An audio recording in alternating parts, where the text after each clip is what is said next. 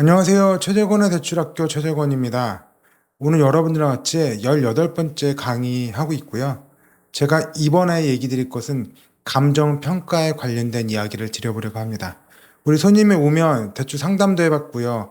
상담을 가지고 대출 가능 금액을 산출해서 말씀도 드려봤고요. 그 다음에 고객님 이제 조건 제시한 다음에 손님이 서류 가져오시는 것도 말씀드려봤고, 서류 체크해봤고, 자세해봤고, 그러면 이제 정식 감정 의뢰한 다음에 감정서가 우리한테 돌아와야지 되는 거거든요. 정식 감정이 들어왔을 때 우리가 그런 것들을 어떻게 이해하면 좋을까라는 이야기를 드려볼 겁니다. 그래서 저는 오늘 여러분들한테 어떤 얘기를 드릴 거냐면, 저희 목표는 첫 번째는 여러분이 감정서를 읽을 수 있다. 이거를 읽는다는 게 첫 번째 목표고요. 두 번째는 이것을 읽어서 완전히 내 것으로 만들어야 되겠죠. 세 번째로는 그 감정서에 있는 구조를 여러분이 알고 그 용어, 단어에 대해서 내가 막힘없이 알아갈 수 있다가 이번 시간에 여러분에게 제가 감정서에 대해서 말씀드려보고 싶은 이야기입니다. 그래서 여러분이 감정서가 이런 것이다, 이런 감정 방법이 있다, 이렇게 읽어야 된다라고 기본적인 이론을 배울 거고요. 플러스 알파 여신 담당자가 알아야 되는 감정, 부동산에 대한 이야기를 조금 더 드려볼 겁니다. 그래서 실질적으로 감정평가서를 보고 여러분과 함께 그 구조가 어떻게 되어 있는지, 그 용어들이 어떻게 되는지 그런 것들에 대해서도 한번 말씀을 드릴 계획이다 라고 이해해 주시면 좋겠습니다. 본격적인 내용으로 들어가겠습니다. 본격적인 내용으로 들어가겠습니다. 여러분한테 만들어 놓은 이 자료는 여신 담당자가 알아야 될 감정평가라고 해서 농협은행에서 제공해서 시행한 문서입니다. 4개짜리로 되어 있고요. 여기에서 여러분한테 필요한 부분들, 여러분과 같이 말씀 나눠보고 싶은 부분들만 제가 가지고 왔다라고 생각하시면 되겠습니다. 우리 부동산에 대해서 권리 형태별 대분류가 있습니다. 부동산을 어떻게, 권리 형태를 가지고 어떻게 나눠볼 수 있느냐고요. 제일 처음 말씀드릴 건 권리 형태별 대분류입니다.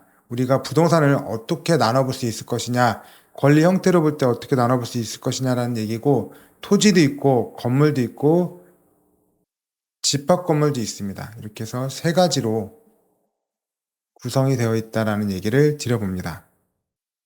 맨 처음에 토지부터 보겠습니다. 토지라는 건 소유권이 대상이 되는 땅이죠. 그냥 지하 및 공중에까지 영향을 미친다고 합니다. 지상도 있고 지하도 있습니다. 우리 지상권 할 때 얘기를 한번 봐봤잖아요. 이 위에를 사용할 수 있는 권리를 또는 이 밑에를 사용할 수 있는 권리를 담보하는 것들을 우리가 지상권이라고 한다. 또는 사용할 수 있는 권리이기 때문에 있는 건물을 철거를 못하게 하는 것들을 그런 것들도 우리가 지상권이라고 부른다 라고 알고 있고요. 등기는 등기상 전부지명서 토지, 대장은 토지대장 또는 임야대장으로 관리를 하고 있습니다. 토지대장으로 토지등기부 만드는 거고 임야대장으로 토지등기부 만드는 겁니다.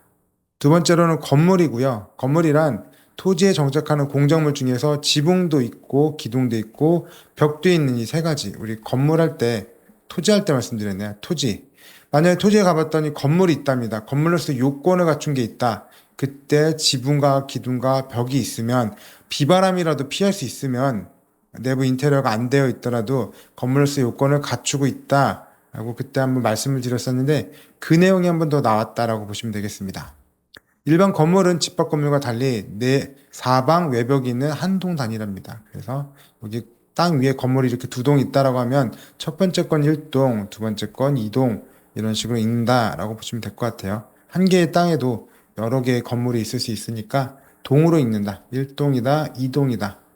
등기부는 등기상 전부지명에서 건물이고요. 대장은 일반 건축물 대장을 가지고 건물 등기부를 만들고 있습니다.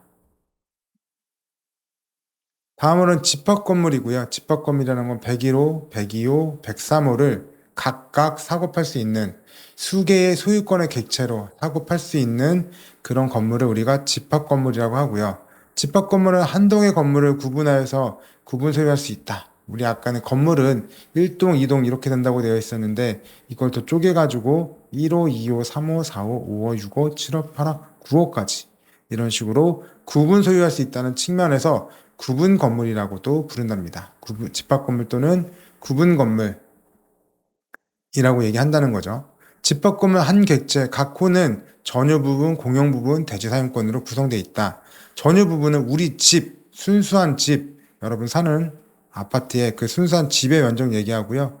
공용 부분은 엘베 같은 거, 엘리베이터나 또 아니면 공원 부지 같은 거 있잖아요. 아니면 주차장이나 이런 것들도 포함이 되는 거고, 대지 사용권은 토지에 대한 권리입니다.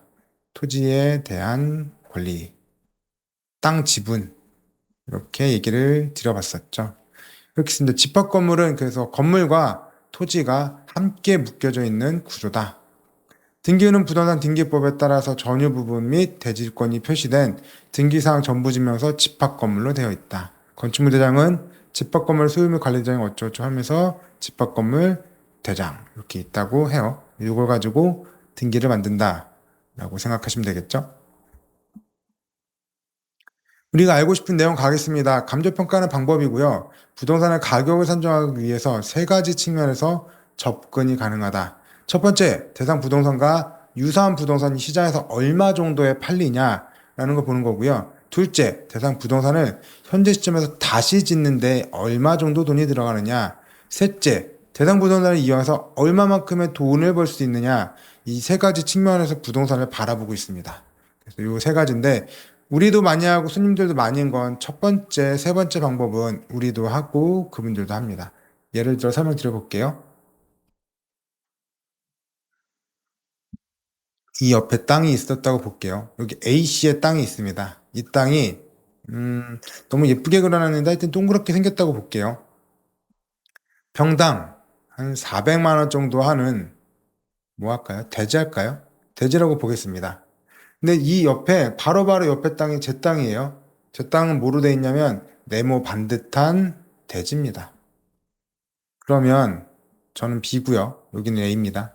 A의 가격이 400만 원이면 B의 가격은 죄송합니다. 오랜만에 수학을 쓰려고 했더니만 A 대 B의 가격이 이렇게 있습니다. A 대 B가 있는데 A의 가격이 400만 원이면 B의 가격은 얼마일까요? 이렇게 물어보는 거 기억나시죠? 맞나? 그래서 X의 A배는 뭐 400B다. 아이고 죄송해요.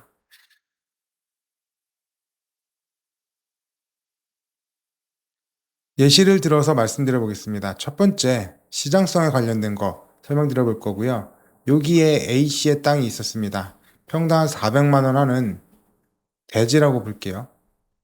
근데 그 옆에 땅에 네모반 듯한 제 땅이 있었던 거예요. B라는 사람의 땅이 있는데, 그러면 내 땅은 얼마가 될까라고 생각을 하는 거죠. 자, 고민 한번 해볼게요. 옆에 땅이 이렇게 동글동글동글하게 생겼는데 400만 원이래요. 거래가 됐답니다. 거래가 됐대요. 그럼 네모 반듯하게 생긴 내 땅은 얼마일까요? 400만 원보다는 당연히 비싸겠죠. 난 동글동글하지 않으니까.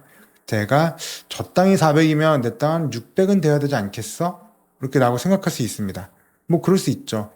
대상 부동산과 유사한 부동산의 시장에서 내 땅이 B인데 유사한 부동산 A가 시장에서 어느 정도의 가격으로 거래되고 있는가? 얘가 400만 원에 거래됐잖아요.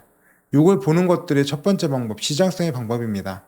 옆에 땅이 400만 원짜리면 야, 내 땅은 못해도 600은 돼야지. 이런 얘기를 하는 것들이 첫 번째 방식이라고 보시면 되고요. 세 번째 방식 볼게요. 세 번째 방식은 어떤 거냐면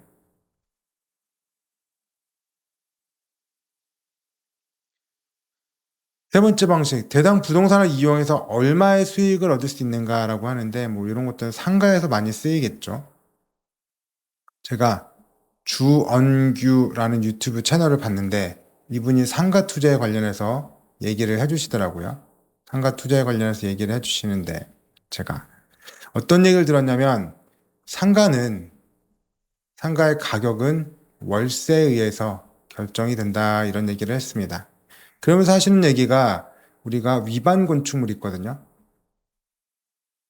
위반 건축물이 있기 때문에 면적이 조금 더 플러스 알파 되는 부분이 있어서 월세도 올라간다. 그런 얘기를 했습니다.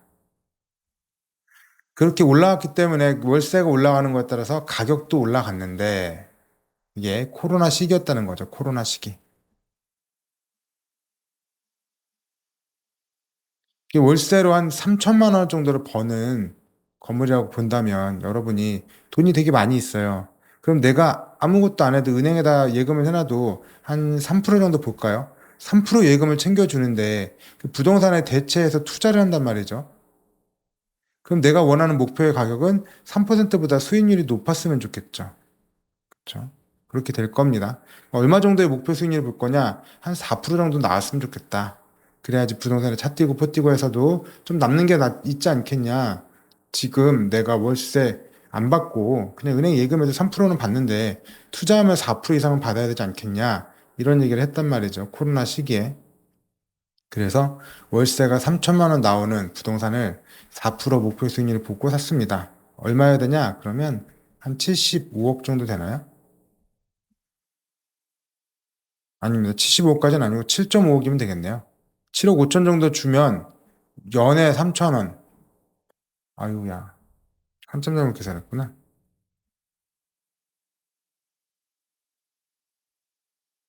세 번째 방법에 대한 이야기를 설명드려 보겠습니다. 재산 부동산을 이용해서 얼마만큼의 수익을 얻을 수 있는가에 대한 이야기고요. 여러분이 상가 투자를 한다고 볼게요. 상가 투자를 하는데 상가는 월세에 의해서 가격이 변동이 된다고 하죠. 여러분이 만약에 예금을 한 1억 정도를 갖고 있습니다. 근데 은행에 넣어놓으면 5%의 수익을 준대요. 연에 500만 원 정도를 벌죠. 아무것도 안 해도 500은 벌 겁니다. 근데 여러분이 이 1억을 가지고 투자를 할게요. 그럼 목표 수익률이 얼마 정도는 될까요? 7% 정도 볼까요? 7% 수익 정도는 나와야 된다고 생각을 합니다. 연에 한 700만 원 정도는 나와야지. 그래도 부동산을 갖고 있으면 이것저것 나가는 세금도 있고 공시대에 대한 리스크도 있고 이런 것들을 생각할 때 7%연 700 정도는 벌어야지만 그나마 투자하는 효과가 있겠다라고 생각을 했습니다. 그렇게 되겠죠. 그렇습니다. 그렇게 됩니다. 그러면 연 7억짜리, 연 700만 원짜리 이 상가는 얼마의 가격일까요? 얼마에 팔릴 수 있을까요? 1억입니다. 1억. 그렇잖아요. 연 700만 원 나누기 7% 목표 수익률하면 1억입니다. 1억을 7%로 받을 수 있다 그러면 연에 700이니까 우리는 그렇게 생각하죠. 1억이란 돈이 있으면 이 돈을 7% 목표 수익률로 해서 연에 한 7억 정도라구나 생각을 할 수 있는데 그걸 그렇게 역산을 한다고요. 역산을 하면 됩니다. 역산해서 연 700만 원 정도가 나오는 상가니 내 목표 수익률은 7%다. 나누기 7%라면 내가 이 상가의 가격을 알 수 있다. 라고 하는 게 이런 겁니다. 그래서 월세가 얼마가 나오느냐, 월세의 규모, 그리고 시중의 금리, 시중 금리에 의해서 상가의 가격은 올라갈 수도 있고 떨어질 수 있다. 그래서 투자를 하실 수도 있고 안 하실 수도 있다. 이런 얘기를 하는 것들이 바로 세 번째 방법입니다. 이 부동산을 통해서 얼마만큼의 수익을 얻을 수 있을까? 예금보다 얼마보다 더 받을 수 있을까? 플러스 알파가 얼마나 높아질까? 이런 얘기를 하는 것들이 바로 세 번째 방법이라고 생각하시면 됩니다. 두 번째 방법은 대산 부동산을 현재 시점에 다시 짓는데 얼마 정도의 돈이 들까요? 라는 거고요. 다시 짓는다라고 했잖아요. 짓는다는 건 건물을 얘기하겠죠. 건물을. 그래서 건물을 평가할 때 이 건물 다시 짓는데 얼마 정도의 돈이 들까요? 하는 것들이 두 번째 방법입니다. 단어로는 감정평가의 3방법이라고 써있는데 시장성, 비용성, 수익성 방법으로 거래사례 비교법, 원가법, 수익환원법 방법은 이렇게 이름들이 정의되어 있고요.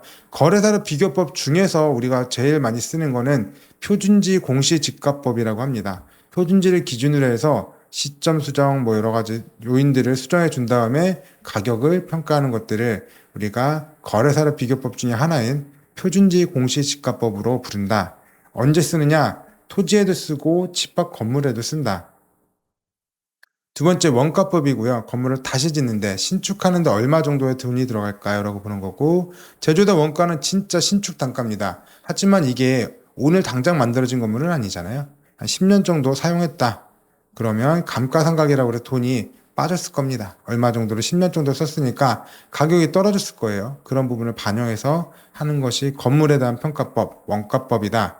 세 번째는 수익환원법이고요. 아까 설명드렸다시피 얼마만큼 버는데 내가 원하는 목표 수익률은 얼마다. 그래서 이거를 계산해 보면 우리가 이 정도 가격이면 투자를 할 만하겠구나. 아니야. 내가 이 돈 내고 이 정도 수익 받자고 지금 내가 여기다 투자를 해야 돼? 리스크 안 해야 돼? 이럴 수도 있단 말이죠. 그런 것들을 결정하는 것들, 이런 것들이 수익 환원법입니다. 그래서 고객님들은 보통 이 금리를 결정하게 되죠. 결정을 하게 됩니다. 내 목표 수익률이 얼마인데 나오냐 안 나오냐, 투자를 할 거냐 말 거냐, 이렇게 하는 거고, 상가 같은 거에도 쓸 수가 있기 때문에 토지 및 건물 일체에도 쓸 수가 있습니다. 이런 거 상업용 부동산에 쓸 수 있고요. 집합 건물도 상가 같은 거 쓰면은 사용할 수 있겠죠. 네, 그래서 상업용 월세가 나오는 부동산에서는 이런 것들을 활용할 수 있다더라. 절대적인 기준은 아니고요.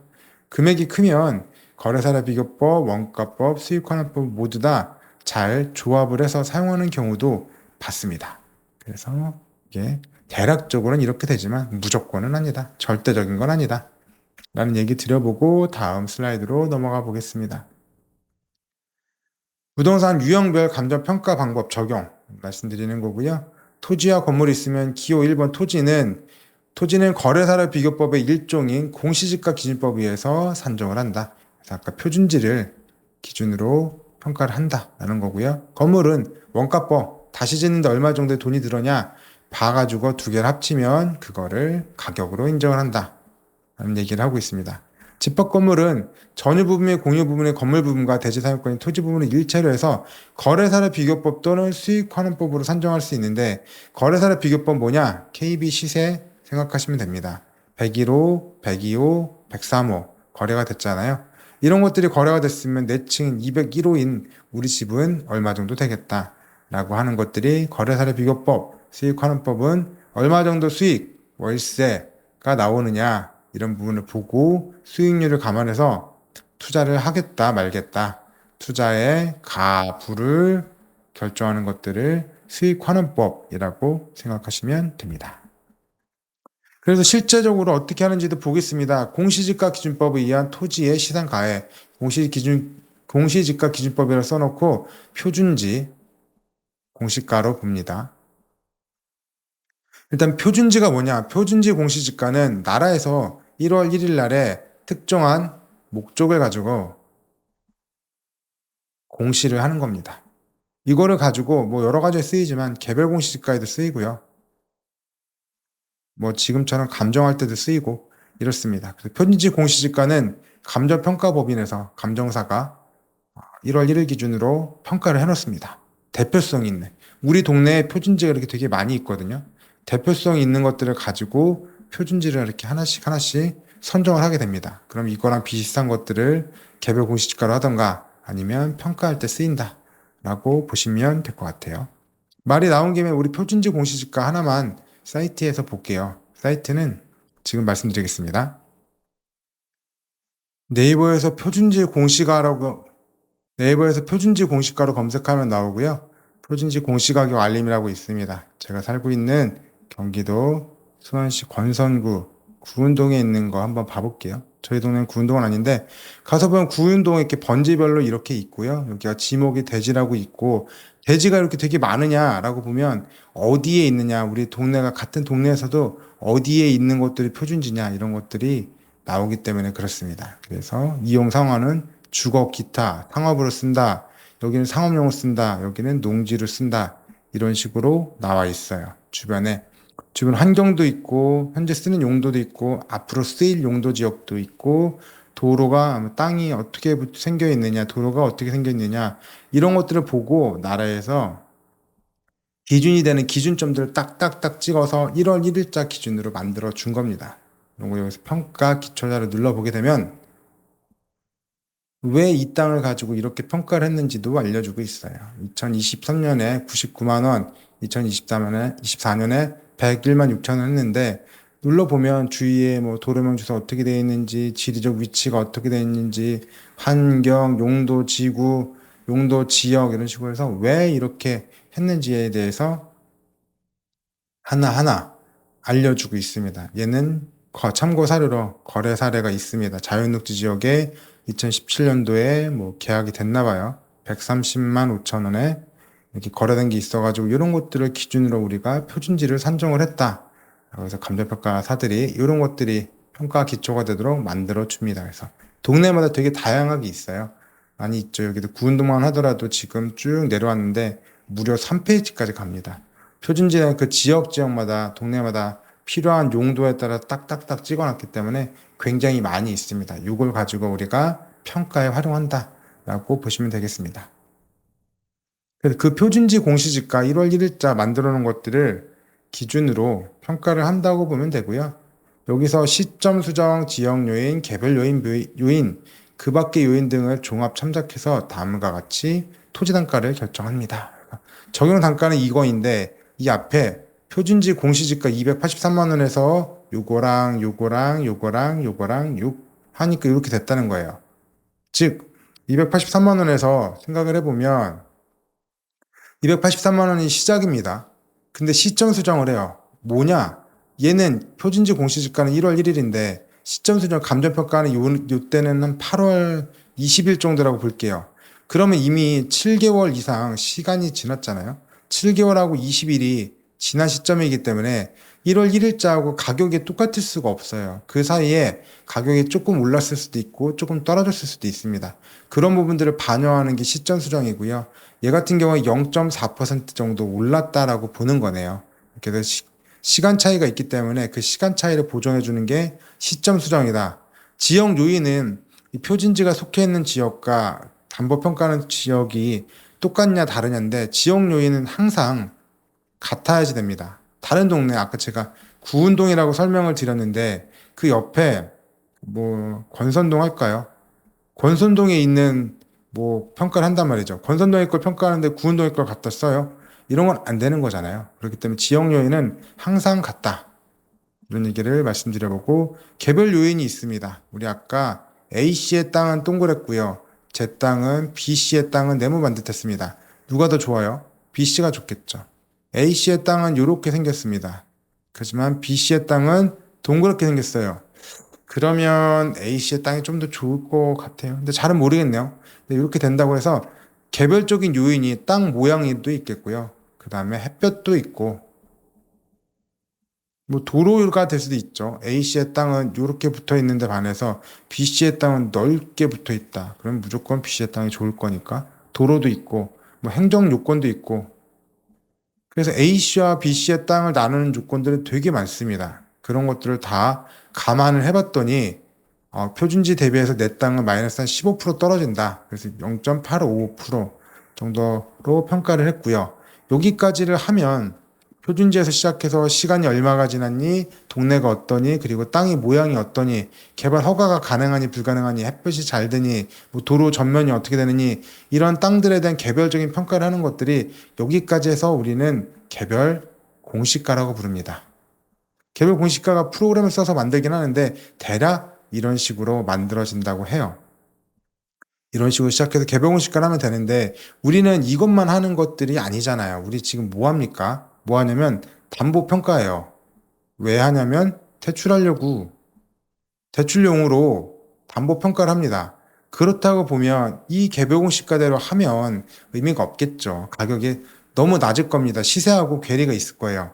그래서 그 괴리가 나는 것들을 보정해 주는 게 그 밖의 요인입니다. 다른 말로는 시세 보정이라고도 하고요. 다른 말로 얘기하면 동네 땅값이라고 하셔도 될 것 같아요. 아니 뭐냐면 표준지는 지금 283만 원이 맞아요. 근데 우리 동네가 대충 이런 땅들은 표준지보다 2.3배는 높게 평가가 된다는 거예요. 283만 원에 2배 하니까 560만 원에 뭐 0.3 하면은 70 정도 되겠네요. 80 정도? 그러면 640만 원 정도로 되는 거 아닙니까? 우리 동네는 기본적으로 표준지보다 2.3배는 동네 땅값이 형성돼 있어 라고 하는 것들을 그 밖의 요인이에요. 근데 뭐 이 땅이 조금 못생기고 좋고 이런 것들이 있으니까 15%는 깎았다 이거죠. 동네 땅값에서도 땅이 이쁘고 안 이쁘고는 있으니까 그런 부분을 감안해서 평가를 한다는 것 자체가 공시지가 기준법에 의한 토지 시장가액입니다. 대충 이해는 되셨죠?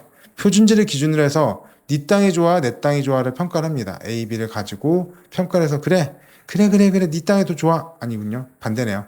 그래 표준지 네가 더 좋아 내 땅이 15%더 나빠 라고 하면 여기가 개별 공시지가밖에 안 되니까 이거라 할 게 아니라 야 근데 그건 그렇고 야 우리 동네 땅값이 있지 우리 동네는 표준지보다 야 못해도 2.3배들은 비싸게 거래가 되더라 야 아니면 보통 1.5배 뭐 이런 식으로 되거든요. 표준지 대비해서 한 1.5배 정도는 비싸. 아무리 땅이 이쁘고 안 이쁘고 있지만 야 그래도 동네 땅값 시세가 있지 야 어떻게 그 정도 가격을 매기냐 라고 하는 것들이 바로 그 밖의 요인이라고 보시면 되겠습니다. 이렇게 해서 우리가 토지에 대한 평가를 개별 공시지가 기준법에 의해서 해봤다라고 생각하시면 될 것 같아요. 적용 제조달 원가 방법이고요. 이거는 건물을 다시 지을 건데 얼마 정도 들을 거냐라는 거고 표준 단가하고 보정 단가가 있습니다. 표준 단가는 정말 표준이겠죠. 보정은 뭐냐면 건물을 짓다 보면 좋게 짓고 싶잖아요. 좋게. 설마 나쁘게 싸구려로 짓고 싶은 사람은 없잖아요. 없죠. 여기는 있어도 여기는 없습니다. 그러니까 표준 단가는 뭐 평방미터당 200만 원 정도가 너무 싸겠나요? 아니에요. 그래 평당하면 700만 원 정도 될 거니까 이 정도인데 건물을 짓다 보니까 조금 더 고급화 시켜가지고 한 50만 원 정도를 올렸다. 그래서 평방미터는 250만 원 정도에 했다 이렇게 하는 거죠. 그럼 평당 750만 원 정도 될 것 같습니다. 평당 750만 원 정도에 지었으면 원래대로 하면 660만 원 정도 되는 거, 600만 원 정도 되는 건데 네, 600만 원짜리 단가인데 이거를 올려서 750만 원까지 올렸다라고 하는 거죠. 네, 그렇게까지 올렸다라고 하는 겁니다. 그렇게 해서 표준 단가, 보정 단가 보는 거고요. 표준 단가는 96만 원이지만 짓다 보니까 좋게 짓고 싶어서 14만 원을 올렸답니다. 110만 원 정도 되는 가치의 건물이 됐대요. 근데 얘는 2007년도에 만들었답니다. 2007년도에 만들면 그때 당시에는 110만 원짜리가 맞대요. 그때는 인정. 그래. 그 옛날에 인정하는데 얘가 50년까지 쓸 수 있는 건물 중에 봤더니 12년을 썼네. 야, 그러면 야 50년까지 쓰는 건물에 야 12년 썼으면 야 이건 빼야지. 그게 공정 아니냐? 이게 맞는 거 아니야? 이렇게 얘기를 하는 거죠. 그래서 12년치를 빼버리면 38년 남잖아요. 38년치만 인정을 해주는 겁니다. 야, 그때 거 내가 110만 원 다 인정해 줬잖아. 야, 너도 12년 쓴 걸 인정해 줘야지. 라고 해서 조금 단가를 떨어뜨리는 것들이 잔존가치율 해서 결정 단가를 만들어내고 있습니다. 세 번째 방법은 토지 및 건물에 일체로 해서 수익환원법 나오는 거고요. 수익환원법에 의한 시상가액은 감정평가 하기 전에 얼마 정도 벌 수 있느냐? 3억 3백까지 벌 수 있답니다. 근데 이거를 전부 다 인정해 줄 수가 없죠. 공실도 생각할 거고 못 받는 대손충당금도 생각을 한답니다. 그래서 그런 거랑 5% 정도로 적용을 해서 1,015만 원 정도를 뺀대요. 그리고 기타의 수익이 발생할 게 있으면 플러스 알파를 시켜준다는데 여기는 3,600만 원입니다. 주차장이 있나 봐요. 주차장을 임대로 하든지 직영을 하든지 해서 돈이 더 받을 게 있답니다. 3,600만 원이고 그래서 실제로 유효한 총수익이 얼마냐라고 하면 3억 2,385만 원이라고 해요. 여기서부터 이제 시작을 하죠. 그럼 이걸로 다 인정이 되느냐? 그것도 아니랍니다. 여기서 영업 경비를 뺀대요. 또 뺄 거 빼고 순수익을 따져봤더니 3억 700. 그럼 여기서 끝이야? 네, 여기선 끝이래요. 여기가 끝.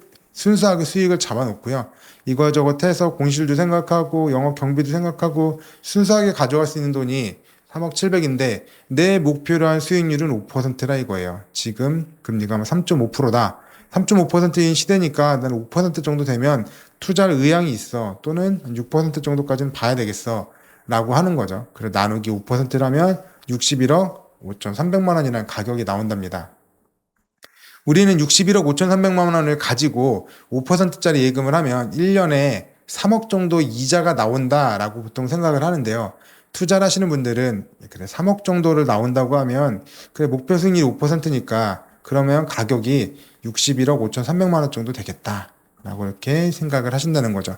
우리가 위에서 밑으로 내려간다면 이분들 밑에서 위로 올라간다는 거 이거죠. 네, 그런 식으로 얘기를 하고 있습니다. 그렇게 해서 감정평가라는 것들을 우리가 수익환원법으로 하는 방법이라고 보시면 될 것 같아요. 감정서를 읽어보겠습니다. 조금 있다가요.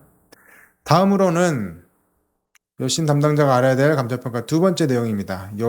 도시계획시설의 개요라는 거고요. 도시계획시설이 뭔데?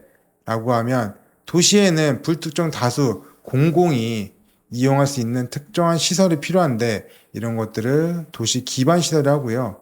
도시 기반 시설 중에 개발 계획이 시군의 도시관리 계획 또는 지구단위 계획에 의해서 결정 고시된 시설이 뭔지 모르겠지만 하여튼 도시 계획 시설이라고 합니다. 이거보다 더 중요한 거는 이 다음 내용이에요. 이런 것들이 공공이 쓰는 것들을 우리가 도시계획 시설이라고 하고요. 도로, 주차장, 공항, 공원, 유원지, 학교, 뭐 이런 거 있겠죠. 폐기물 시설, 이런 것들은 누가 만들어 줄 거예요, 누가. 이거 개인이 만들까요, 개인이? 안 만들겠죠. 개인은 안 만들 겁니다. 만들 수가 없죠. 돈도 안 드는데 누가 도로를 만들고, 도로는 그래, 개인이 필요하면 할 수 있다 치는데, 누가 공항, 누가 주차장, 누가 공원, 누가 녹지, 누가 유원지, 이런 것들을 만들겠습니까? 개인이 누가 만들겠어요? 그러니까 이거는 도시를 만드는 뭐, 관공서에서 만들겠죠. 시군구청, 시군구에서 만들 것 같습니다. 정부에서 만든다 이거죠.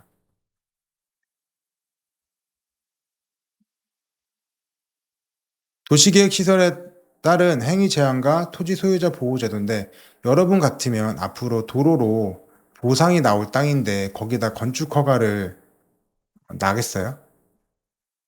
될까요, 이게? 저는 쉽지는 않을 거라고 생각합니다. 그래서 건축 허가 나는 게 쉽지 않겠다. 행위 제한이 있어요.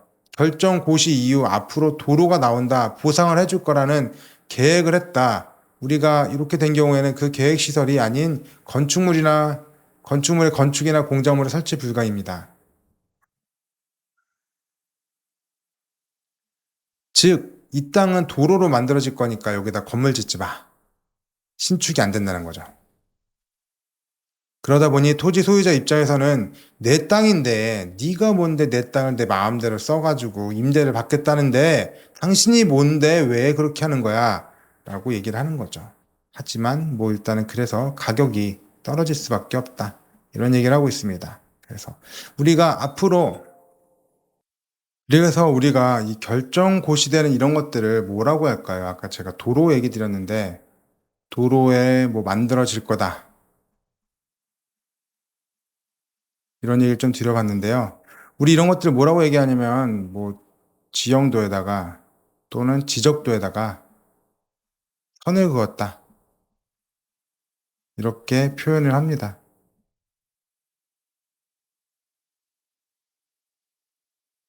선 그어놨다. 이런 표현을 하거든요. 앞으로 이렇게 개발할 거라고 선을 그어놨다라고 표현을 하고 있습니다. 근데 이런 식으로 하면 토지 소유자가 좀 너무 손해보잖아요. 건물 못 지으니까. 그래서 이런 것들을 토지 소유자 보호 제도가 있고요. 매수 청구 제도도 있고 실효 제도도 있습니다. 그래서 일단 매수 청구 제도는 10년 동안 안 하면 정부에서 땅을 사주는 제도입니다. 그렇잖아요. 선거 놓고서 건물 못 짓게 이렇게 만들어 놨으면 10년 안에는 해야지. 10년 동안 그거 못 하겠으면 사줘야지. 라고 얘기하는 거고요. 실효 제도는 사줄 수 있음에도 불구하고 10년을 더 지났다. 그러면 풀어줍니다. 자동 실효되도록 풀어준다. 라고 하는 제도도 있다는 거예요. 그래서 여러분들이 여기까지 아는 것들 알면 좋죠. 뭐 내가 뭐 이런 것들은 혹시 경매로 나오게 되면 봐가지고 이게 10년 지났는지 보면 이게 저 같은 경우에도 수원시 예산에 보니까 이런 땅을 사려고 미리 예산을 세워놓더라고요. 만약 경매에 낙찰 받으면 그냥 바로 시청 가가지고 내 땅 좀 사주세요라고 얘기할 때 바로 사줄 겁니다. 아마 시청에서. 그런 부분들이 있기 때문에 여러분들 투자할 때도 활용할 수 있기는 할 것 같아요. 그렇겠죠? 감정평가 방법 어떻게 할 거냐? 저런 것들은 어떻게 감정평가할 거냐고요? 도시계획 시설의 저쪽 부지는 도로로 들어갈 땅은 사용 또는 수익이 제한을 받아 자유로운 의사에 따른 개발 행위가 제한이 된다. 저촉되지 않은 땅 대비 여기는 건물 마음대로 짓는데 내 땅은 도로로 들어간다고 건물을 마음대로는 못 짓기 때문에 가치가 떨어지게 된다. 그렇게 해서 조금 평가 금액을 떨어뜨려서 들어온다라고 보면 되고요. 저촉된 상태대로 가격이 형성되어 있는 경우 그 가격을 평가할 거고 그것들 없는 경우에는 알아서 제한을 감안해서 평가를 한다고 하는데 보통은 마이너스 30%가 일반적이더라고요.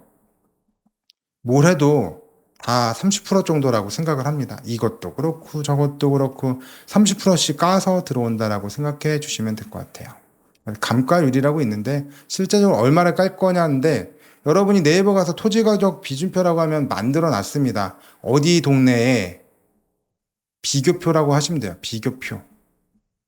지금은 도시개혁 시설에 일반이냐 도로냐 공원이냐 이런 것들만 비교를 해놨는데요. 이거 말고 지목으로 비교하는 것도 있고 용도 지역으로도 비교하는 게 있고 다양한 비교 요인들이 있잖아요. 뭐 도로로 비교하는 것도 있고 도로가 넓으냐 중간이냐 좁으냐 이런 것들도 비교 요인이 될 수 있는데 이런 것들 각각 비교표들을 동네마다 잡아놓은 것들이 토지가격 비준표라고 있습니다. 여러분이 인터넷 네이버나 구글 같은 데 들어가서 보시면 볼 수 있다.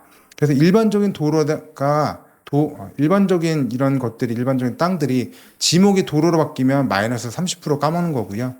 일반적인 땅에서 공원으로 바뀐다고 그러면 마이너스 40%입니다. 반대로 도로에서 일반적인 땅이 된다고 그러면 플러스 42% 이런 식으로 각각의 땅들을 A와 땅과 B의 땅을 비교할 수 있도록 직접 비교할 수 있도록 비준표를 만들어 줬다라고 생각하시면 돼요. 그래서 요거 실제 감정을 했던 거고요. 토지개혁, 경기도 남양주시에 있는 무슨 번지고 용도지역은 일종 일반 주거지역이고 지목은 대지구 면적이 479인데 도시개혁 시설에 소로 3류 저촉입니다. 얘는 보상이 나올 땅이다. 그렇게 돼 있는 거고요. 접함이라는 단어도 있거든요. 얘는 딱 붙었다. 이런 얘기가 되어 있습니다. 그래서 보면 땅이 이렇게 되어 있는데 그 중에 밑에 부분들이 지금 보상이 들어간다는 땅이에요. 그렇게 되어 있다고 보시면 됩니다. 밑에 땅이 보상으로 들어갈 건데 어떻게 할 거냐라고 했을 때 여기 부분을 마이너스 30% 까겠다라는 내용을 뒤에서 하고 있고요. 지금 제가 뭐 땅이 길어서 이 밑에가 보상이 들어갔지만 위에 있는 땅만 놓고 봤을 때는 정확하게 이 부분 이렇게 되어 있는 땅이라고 하면 얘는 접해 있다. 접함이라고 표시가 되어 있을 거예요. 접함과 저촉은 보상, 접함은 붙어 있다. 이런 식으로 용어 좀 한 번 더 설명드려보고 가겠습니다. 감정평가 어떻게 할 거냐? 인근 지역의 동일한 종류의 도시계획시설 도로로 저촉된 표준지가 없다 이거예요. 표준지 중에 도로로 들어갈 땅이 없기 때문에 일반적인 땅을 기준으로 감가를 생각하겠다. 마이너스 30%를 보겠다. 라고 하는 거고 토지단가 80만 원을 시작해서 시점 수정하고 지역 요인은 똑같아야 되고 개별 요인을 조금 더 올려주고 그 밖에 요인은 1.50% 정도 올렸는데 동네 가격은 이렇게 해서 134만 6천 원을 했는데 여기 보면 개별 요인에서 마이너스 30%를 깠습니다. 원래대로 하면 110% 정도 1.1배인데 여기서 30%를 깠기 때문에 0.77배로 평가를 해서 지금 도로에 저촉된 부분들은 조금 낮게 평가를 했다라고 써 있는 게 지금 도시개혁 시설, 도로나 공원이나 이런 식으로 되는 것들에 대한 땅에 대한 감정평가 금액이다라는 얘기를 하고 있어요.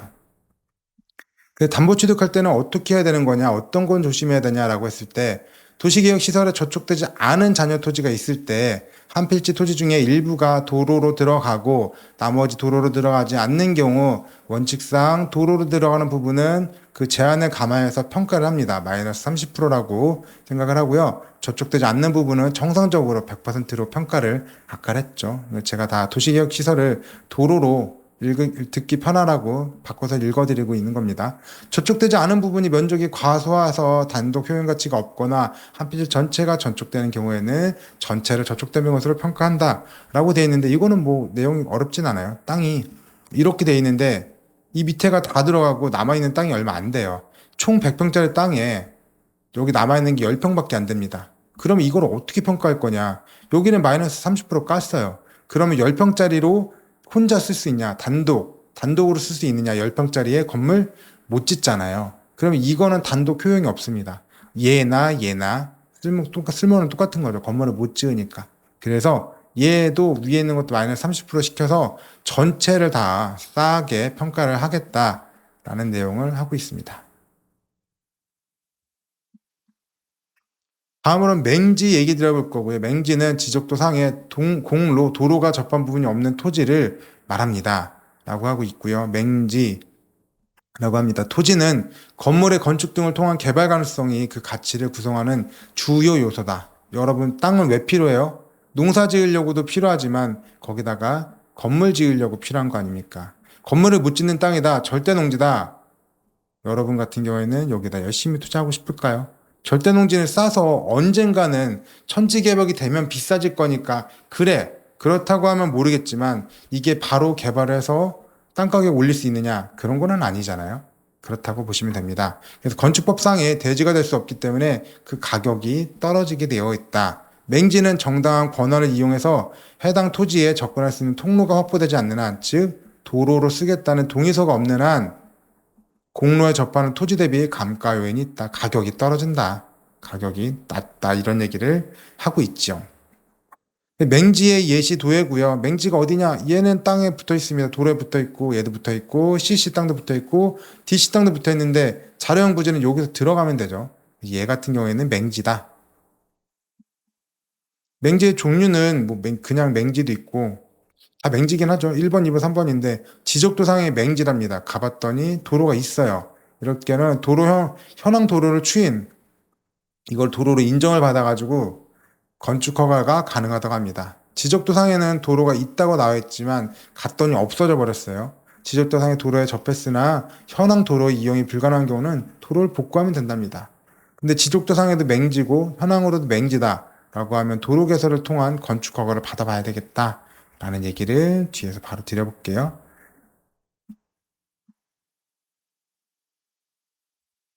실무상으로 감정평가를 어떻게 할 거냐 하면은 진입로 개설 또는 인접 토지 합병 등의 조건을 설정해서 조건부 평가할 수 있겠지만 그렇게 하진 않고 아까 비준표 봤죠?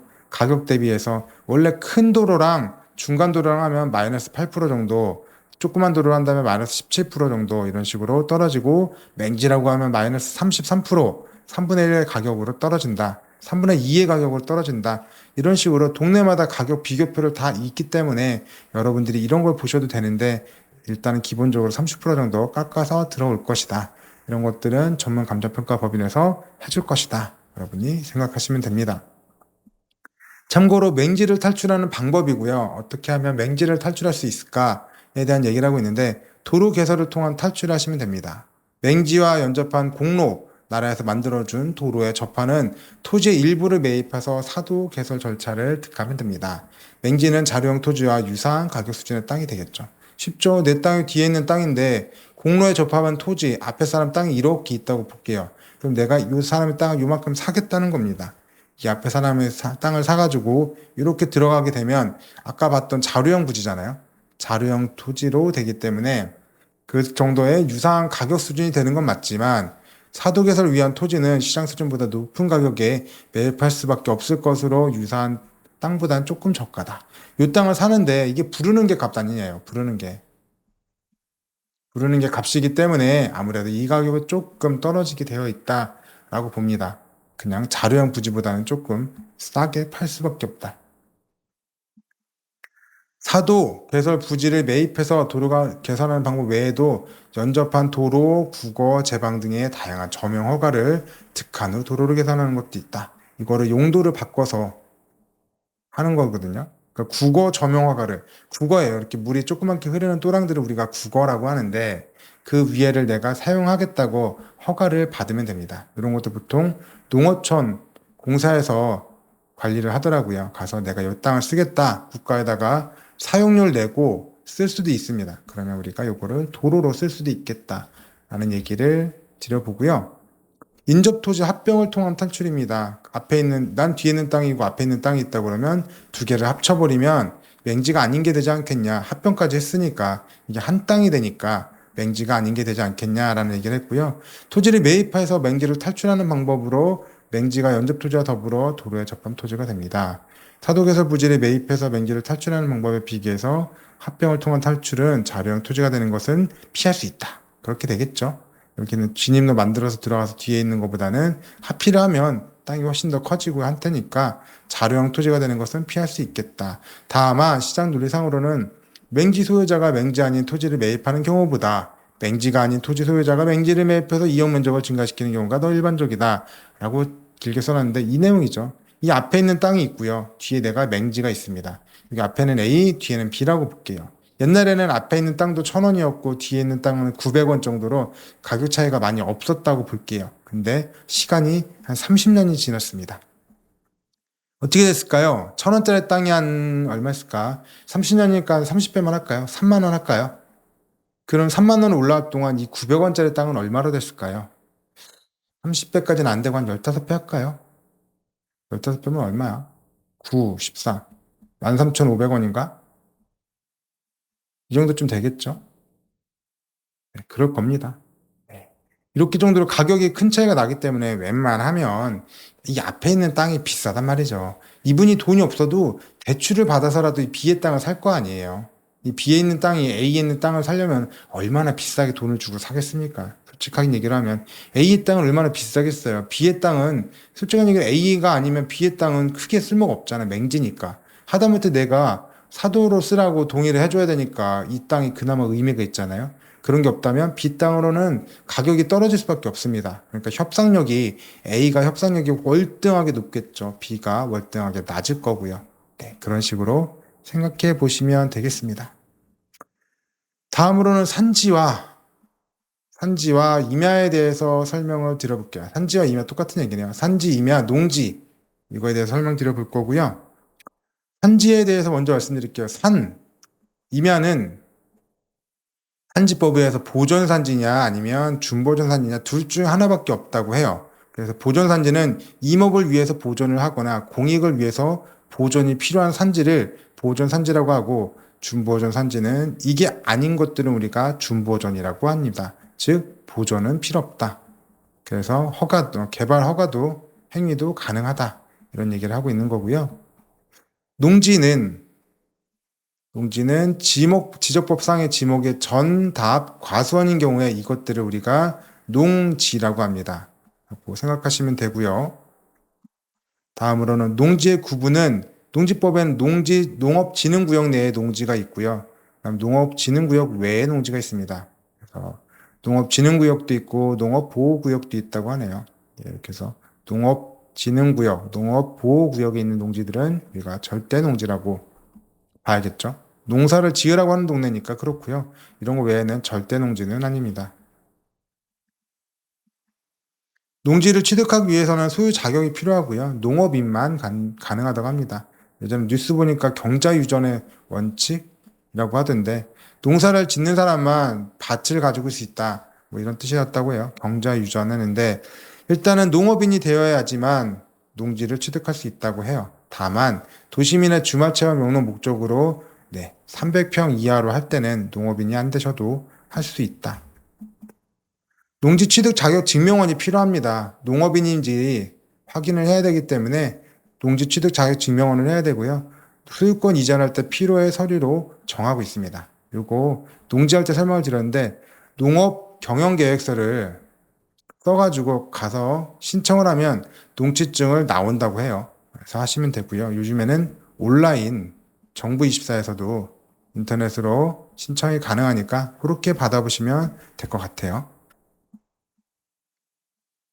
그러면 우리가 한 번 농지는 영원히 농지냐 아니면 3번 임야는 영원히 임야냐 이런 건 아니죠. 지목은 언제든지 바꿀 수가 있는 거기 때문에 바꿀 수가 있습니다. 지목은 개인의 노력으로 바꿀 수 있다.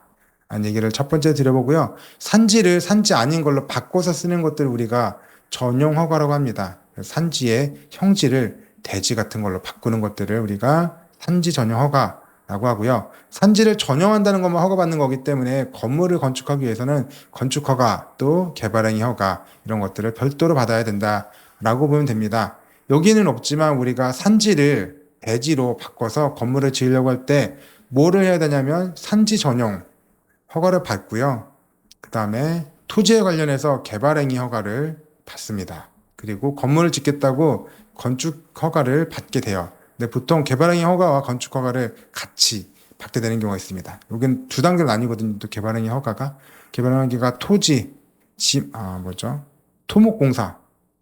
토목공사에 관련된 단계도 있고요. 여기다가 건물에 관련된 단계도 있는데 이 건물에 관련된 단계는 건축 허가 받는 걸로 퉁 칠 수 있다고 하길래 산지 전용 허가 받을 거고요. 개발행위 허가 중에 토목공사 같은 거 받을 거고요. 건축 허가 받아가지고 대지로 바꿀 수 있다. 산지 전용 허가는 그렇다라고 보시면 되고 산지 전용 허가의 절차는 뭐 그렇고 돈이 나가서 그렇죠. 대체 산림 자원 조성비가 있다. 뭐 얼마죠? 5,000원 정도 될까요? 정도 맥스 5,000원 정도 나가는 돈이 있다. 세금을 내고 허가증을 수령해야 된다. 라는 얘기를 드려보고 있습니다. 농지 전용 허가도 마찬가지 방식으로 할 거고요. 농지의 형질을 변경해서 대지로 바꾸는 것, 그리고 이런 것들 하기 위해서는 건축 허가를 별도로 받아야 된다. 농지 전용을 받고요. 아까 말씀드렸죠. 개발행위 받아야 되고요. 그다음 건물 짓기 위해서 건축 허가를 받는다. 이렇게 해서 단계를 3번을 거쳐야 된다. 라는 얘기를 하고 농지 보전 부담금 납부한다고 되어 있어요. 이런 것도 세금도 내야지만 허가증을 수령해서 착공이 가능하다. 세금 내고 시작해라. 전용 허가를 득한 토지에 대한 농협 은행의 취급 기준인데 저희랑 똑같습니다. 그래서 전용 허가를 받아서 타 용도로 사용 중인 경우에는 그 예외를 인정하고 있다. 뭐라고 되어 있는데 보존 산지에 대해서 써 있었네요. 보존 산지는 저희도 그렇고 이쪽도 그렇고 담보 취득이 안 되지만 전용 허가를 받아가지고 할 수 있다면 허가를 받아놨다면 뭐 된다. 전용 허가에 대한 유효 여부를 파악해서 잘 하시고 평가성도 잘 판단해 보시라 라는 얘기를 하고 있습니다.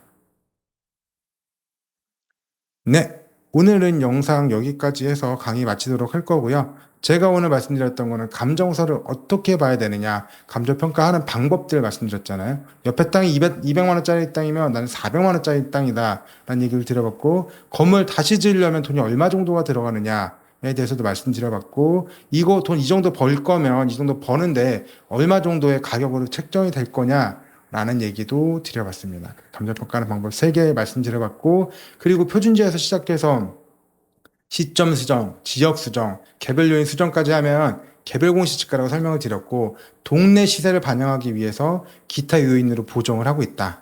라는 얘기 드려봤고, 수익환원법에 원래 얼마를 버는데 공실도 생각하고 뭐 이것저것 운영비용도 생각하고 플러스 알파로 들어오는 돈도 생각하고, 그래서 순수익을 찾아내고 거기다가 목표 수익률을 얼마 정도로 할 거면 돈이 될 거냐, 이런 얘기를 가지고 한다는 것도 말씀드려봤습니다. 그리고 도로로 들어가는 땅에 대해서는 30% 깎아서 하라 말씀드렸고, 맹지, 도로에 안 붙어 있는 땅은 우리는 맹지라고 부르는데, 맹지는 그냥 도로에 있는 땅보다는 아무래도 가격이 떨어진다 라는 얘기 드렸고, 맹지를 탈출하기 위해서는 동의서를 받아가지고 자료형 부지로 만드는 것도 있었고, 그 다음에 앞에 땅 뒤에 땅 합의라는 방법도 있었고, 인근에 국가 땅이 있다 그러면 사용료 내고 도로로 쓸 수도 있겠더라 이런 얘기도 들어봤고, 전용 허가 와가지고 산지나 임야를 우리가 다른 용도로 바꾸는 것들을 전용 허가라고 하는데, 특히 보존 산지 같은 경우에는 대출이 안 돼야 되지만 이 전용 허가를 받아놓은 경우에는 대출이 가능한 부분도 있다더라 이런 얘기를 들어보면서,